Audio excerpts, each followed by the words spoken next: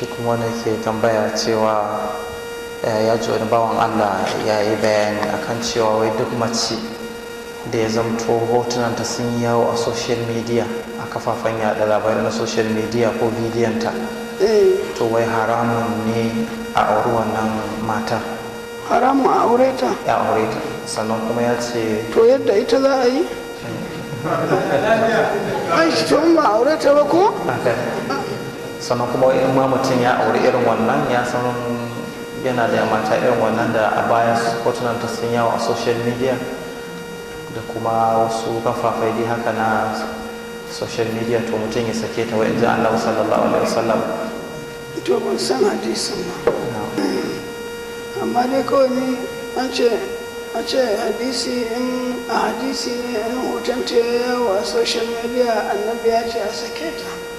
Kaga wannan hadisi ne kan wallahi ban san shi ba, amma ba mamaki abinka da lamarin ilimin hadisi ko ina social media ya fito a hadisi ko ai ilimi ba wasa. Amma dai kawai ni nasiha da zan yi, kada a ce an ga mace tana yawo a social media ba za a aure ta ba, bai kamata ba. Ko 'yan wasan kwaikwayon nan da su mata ne da yawa ga su nan ba aure, ana kyamunsu saboda su da wasan kwaikwayo, shi ma bai kamata ba. Mutanen kirki su fito su dinga aurensu, in ma ba su da kirki kaga sai a samu a koya musu kirkin. Ballantana kuma duk zato ne kawai dai. ita matan dai abinda za mu gyara musu, ko za su shiga ma ko ma ina ne dai, su dinga jin kunyar Allah da kunyar bayan Allah. Ai abubuwa sai haƙuri. Wani ma da ya ga wata ya ce zai nemi sunanta zai magana da ita, a ta natsatsiya kyakkyawa da hijabi da komai, ya zo ya gaya min, na ce to a neme ta, in aka daidaita. Can kuma sai ya buɗe wani guri ga ta a tuba tana rawa, na ce a kyale ta, ba Allah bane ya kawo, kuma zamaninmu ne ai, zamanin da ba su da wannan social ɗin an ga wasu a ciki ne. To idan mace ta sa fuskar ta ba ta da aure a cikin wannan, tana son Allah ya bata na kirki, Allah ya bata miji, to ta kyakkyawar shiga ta nuna ita musulma ce. Idan musulmi ne zai ganta ya ce yana so, kawai shi kenan.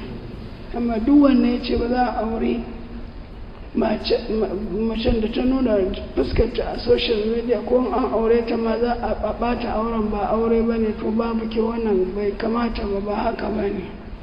In ba aure ta baya za a yi da ita, to sai a kwashe da 'yan social media a gaya mana bola da ake zuwa a zubar da su, tun da duk namu ne, mu ne.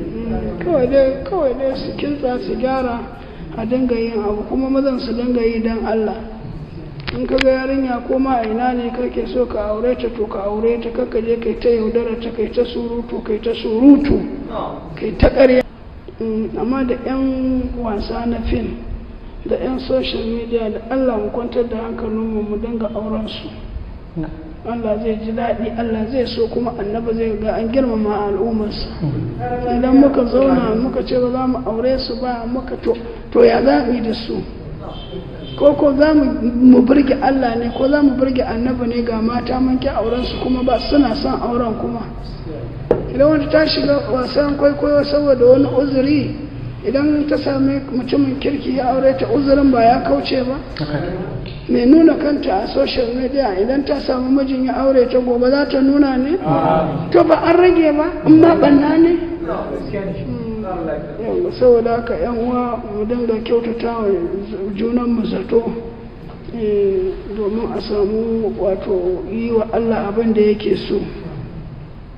Allah tabaraka wa ta'ala ya ba mu dace.